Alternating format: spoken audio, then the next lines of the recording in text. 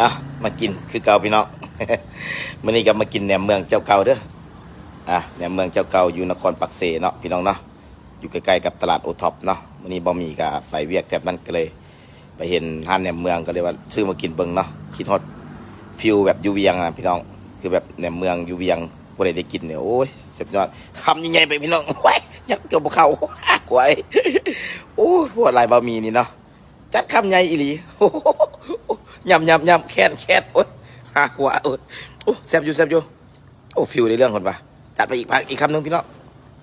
เบิ่งคำที่สองมึงคำที่สองนี่ลดปริมาณลงหน่อยหนึงก่อนพี่น้องเลยคำใหญ่ละเมื่อกี้นี่อยากอายเพื่อนพี่น้อง กินก็กินบ่คือหมูพี่น้องเอ้ยแต่ละมื้อแต่ละวันสรรหาแต่แนวกินพี่น้องเอ้าก็ปุ้นเข้าไปพี่น้องยูอัพเข้าไปอีกแก้วอุ้ยแก้วเพิ่นแซ่บอีดีพี่น้องพันเข้าไปพันเข้าไปโอ้ได้เรื่องอยู่คำซ้ำนี่ว้าบเข้าไปอีกคำ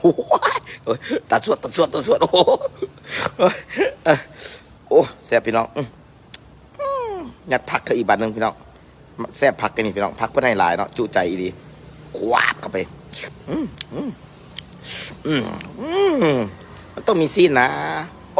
โอ้นี่ซีนไก่ลองเบิ่งเป็นหนึ่งพี่น้องควับเข้าไปเป็นหนึ่งคนมากินตอนเนาะ คนแซ่บตอนพี่น้องเอ้ยวับไปเป็นหนึ่ง